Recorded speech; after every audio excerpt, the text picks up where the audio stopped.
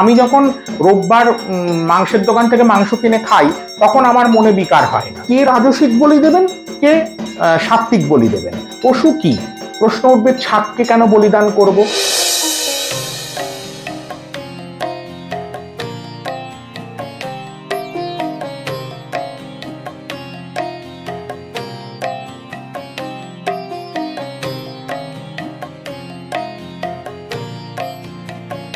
আজকাল আমরা চারিদিকেই দেখতে পাই, অনেকেই প্রশ্নটা করে যে একজন মা হয়ে কি করে তার সন্তানের বলি চাইতে পারে।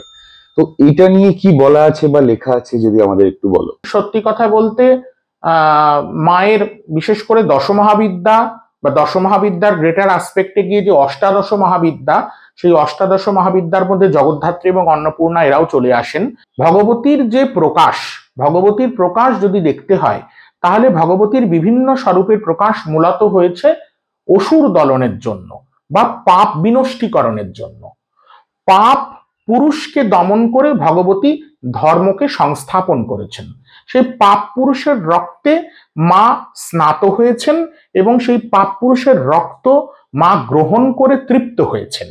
তার কারণ হচ্ছে কি, যে তার অণ্ড বা তার যে গর্ভ, সেই গর্ভে তিনি পাপকে গ্রহণ করে তার যে পজিটিভ বা ধনাত্মক উষ্মা তিনি সেটা জগতে ছড়িয়ে দেন। তিনি সন্তানের জন্য পাপ গ্রহণ করেন এবং তার যে পজিটিভ এনার্জি সেটা তিনি জগৎকে দান করে জগতে পজিটিভিটি বা ধনাত্মকতা এটাকে প্রতিষ্ঠা করেন।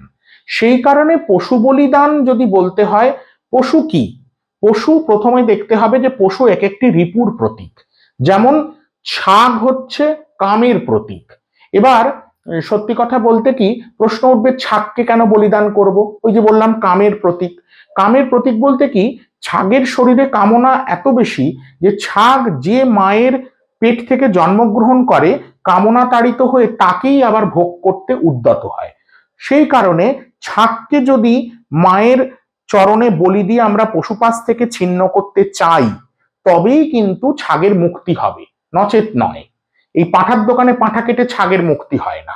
আর দ্বিতীয়ত এখানে একটা মিথ্যা কি বলবো, যে ফেক একটা সেকুলারিজম যখনই ঢুকে যায় তখনই একটা সমস্যা সৃষ্টি হয়। যে আমরা যখন রবিবারে পাঁঠার দোকানে খাসি কেটে কিনে খাই তখন কিন্তু আমাদের পশুপ্রেম আসে না।